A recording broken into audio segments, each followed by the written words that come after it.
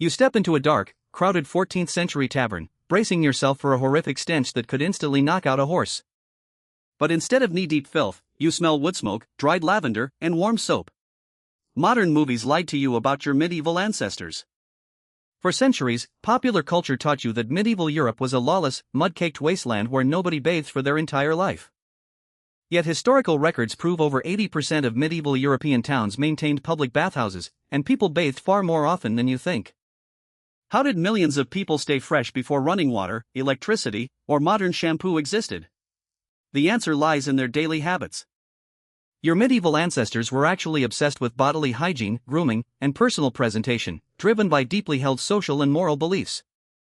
To them, bad odor was not just unpleasant, it was considered a physical sign of disease, moral corruption, and poor social standing.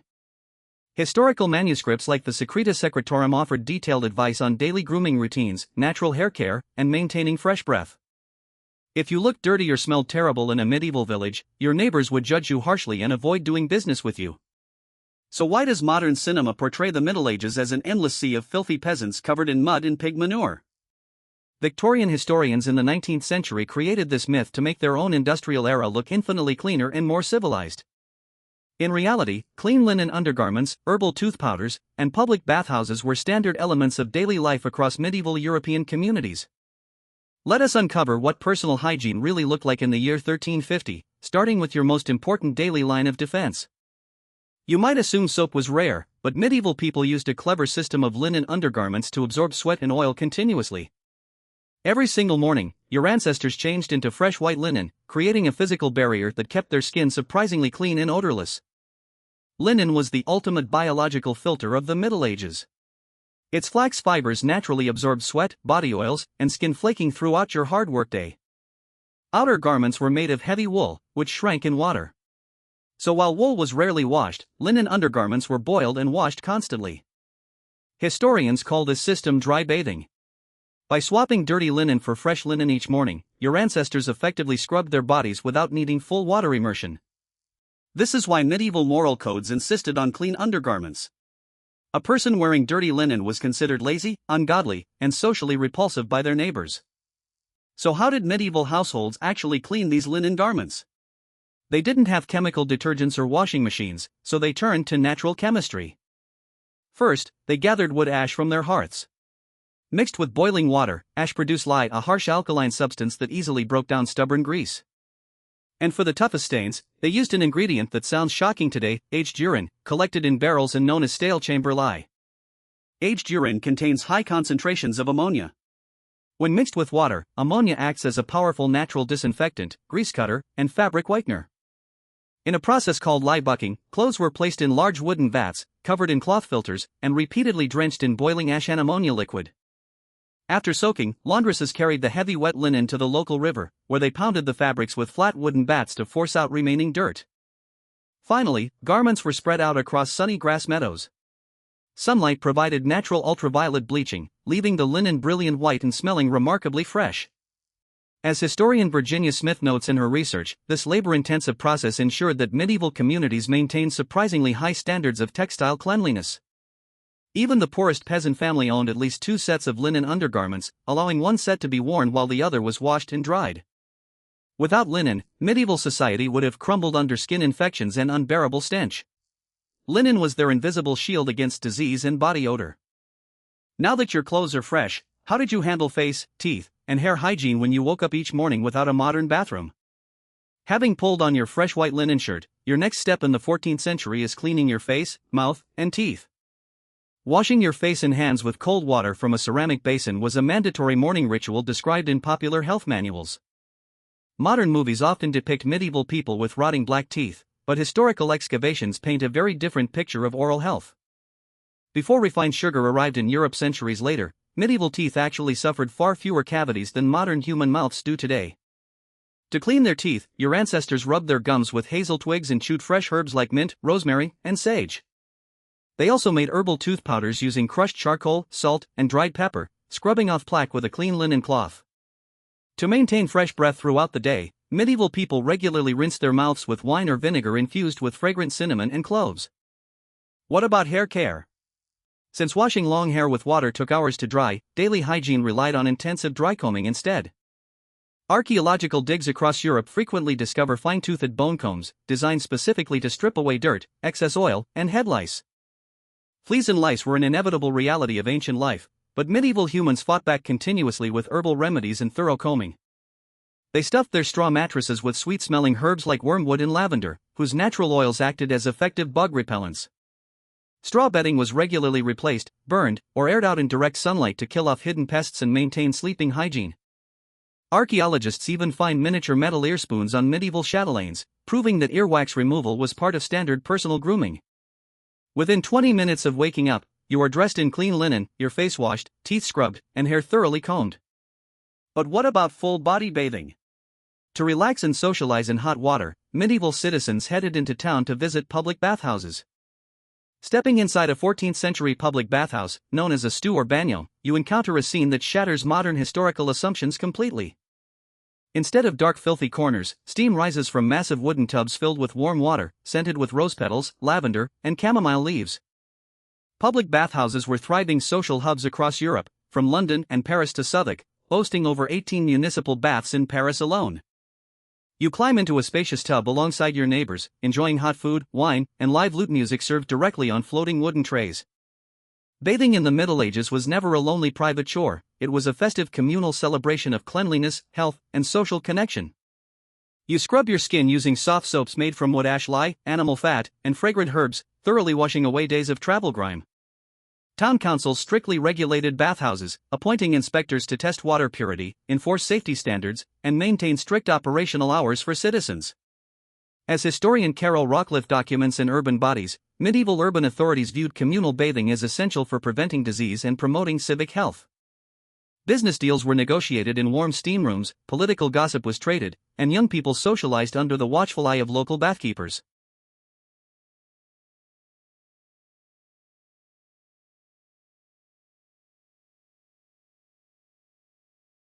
Even the Catholic Church initially supported public baths, recognizing that physical cleanliness reflected inner spiritual purity and respectable godly living.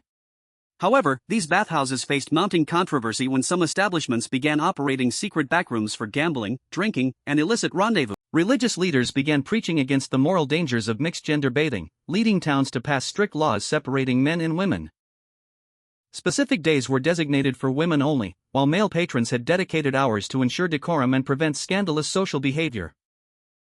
Despite church warnings, public bathhouses remained immensely popular for centuries, serving as the heartbeat of urban social life across medieval Europe. So if everyday peasants enjoyed luxurious public baths, how did royalty and wealthy nobles handle their bathing habits behind castle walls? While medieval peasants made good use of public baths, royalty and wealthy aristocrats enjoyed an even higher tier of personal cleanliness inside castle walls. King John of England, reigning in the early 13th century, was so obsessed with hygiene that he traveled everywhere with a custom-built padded wooden bathtub. His royal records reveal he took warm baths as often as once every few days, employing a specialized servant whose sole job was bath preparation. Royal baths were not simple water tubs, they were fragrant herbal infusions filled with crushed rose petals, sweet gale, lavender, and imported scented oils. Servants spent hours boiling water over massive fireplaces, filling heavy wooden tubs lined with smooth linen cloth to prevent wood splinters from scratching royalty. In fact, historians studying medieval household records found that royal castles consumed enormous quantities of luxury soaps imported directly from Mediterranean. Castile soap from Spain and Aleppo soap from Syria, crafted from pure olive oil and alkali, were prized treasures available only to wealthy elites. Meanwhile, wealthy noble women indulged in elaborate beauty rituals, washing their hair with herbal infusions of chamomile to maintain shine and lightness. Historian C.M. Woolgar notes in The Great Household that upper-class medieval homes maintained strict hand-washing rituals before and after every single meal. Guests at royal banquets were presented with silver ewers of warm rosewater and clean linen towels before touching any food at the dining table. Failure to wash your hands before dining at a noble table was considered a severe social disgrace, signaling uncultured origins and disrespect to host. So while wealthy nobles enjoyed luxury rosewater and imported olive oil soaps, how did rural farming peasants keep clean without castle wealth? Peasants made clever use of natural water sources, washing thoroughly in local rivers, ponds, and wooden tubs placed near cottage hearths during winter. Both rich and poor shared the exact same core philosophy: clean linen undergarments, fresh breath, and washed hands were non-negotiable daily standards. Yet despite these thriving bathing habits across all social classes, medieval hygiene was about to face its deadliest enemy from the streets. Stepping onto the cobbled streets of 14th century London, you might expect to sink ankle deep into rotting garbage and human waste. While urban streets were certainly dirtier than modern avenues, medieval cities were far from lawless open sewers without any organized sanitation systems. Popular movies suggest city dwellers carelessly dumped full chamber pots out of upper windows onto unsuspecting pedestrians below without a second thought. In reality, throwing waste into public streets was strictly illegal, carrying heavy fines enforced by neighborhood wardens who monitored city cleanliness daily. To handle human waste, medieval cities relied on a specialized guild of well-paid sanitation workers known as gong farmers or night soilmen. Working exclusively between midnight and dawn to minimize public inconvenience, gong farmers emptied castle latrines, cesspools, and public privies under. They shoveled waste into sealed wooden barrels and hauled it out of the city gates, selling the nutrient-rich night soil to surrounding agricultural farms. Meanwhile, municipal street sweepers known as rakers cleared horse manure, butchery waste, and vegetable scraps from market squares into designated waste carts.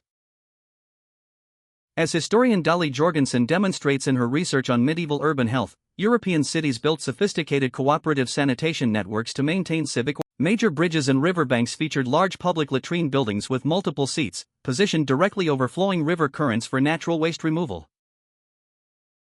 However, dumping waste into rivers created severe environmental pollution, prompting Parliament in 1388 to pass England's very first national environmental protection. This historical statute levied massive fines against anyone who dumped animal offal, dung, or garbage into rivers, ditches, and public water supplies. Shopkeepers regularly swept the pavement outside their stores and scattered fresh rushes, lavender, and mint to mask unpleasant odors along busy market streets.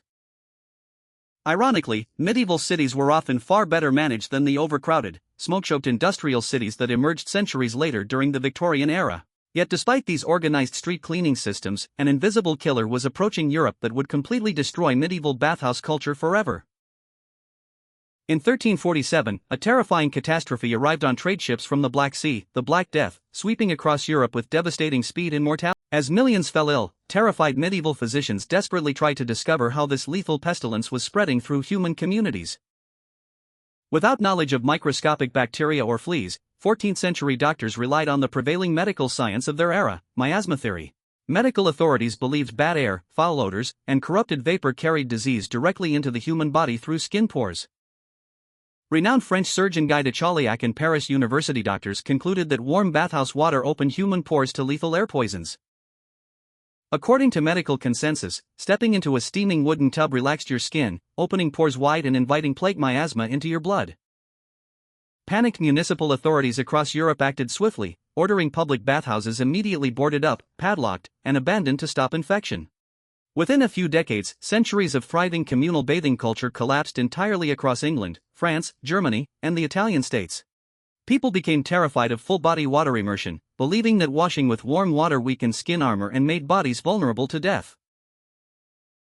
This tragic medical misunderstanding gave birth to the early modern fear of water, transforming Europe from bath-loving citizens into water-phobic populations. Yet even during these dark centuries when public bathhouses vanished, your ancestors never gave up on personal hygiene or daily cleanliness rituals. Instead of hot baths, people doubled down on dry linen care, changing undershirts multiple times daily to strip away sweat and impurity. Linen remained the ultimate protective barrier, keeping bodies dry, presentable, and surprisingly clean even without frequent full-body water bathing. Thus, the myth that medieval people never bathed was actually created by early modern plague fears, misinterpreting historical records of closed bathhouses. As the plague era slowly subsided, Europe stood at a profound turning point, caught between ancient wisdom and the birth of modern sanitation. When you look into a modern mirror today, spraying chemical scents and scrubbing with synthetic antibacterials, you are witnessing an extraordinary evolutionary mismatch. Your ancestors focused on removing visible grime, sweat, and bad odors using natural plants, whereas modern humans wage microscopic warfare against every single microbe. By sanitizing every surface and avoiding all environmental microbes, our hyperclean modern world has triggered a massive rise in modern allergies, asthma, and skin conditions. Medieval people lacked germ theory, yet their reliance on fresh linen, herbal rubs, and outdoor air maintained a healthier natural skin biome than we have today. Next time you watch a Hollywood film depicting mud-slathered peasants who never wash, remember that your ancestors cared deeply about personal pride and physical dignity. From rinsing with herbal mouthwash to combing hair for lice and sweeping street pavements, medieval humans transformed hygiene into a daily ritual of social respect. Their clever use of linen as a daily biofilter proves that staying clean doesn't require complex plumbing, it requires resourcefulness, cultural pride, and community effort. We often judge the past through the biased lens of Victorian historians, believing we are superior simply because we possess running tap water and modern showerheads. In reality, if a medieval peasant were transported into a modern polluted city, they might be horrified by our toxic smog, synthetic chemicals, and plastic waste. Cleanliness has always been a fundamental human instinct, binding communities together and reflecting our deep-seated need for personal dignity, health, and mutual respect. History is not a simple straight line from dirty cave dwellers to pristine modern humans, but a complex story of changing beliefs, fears, and ingenious solutions.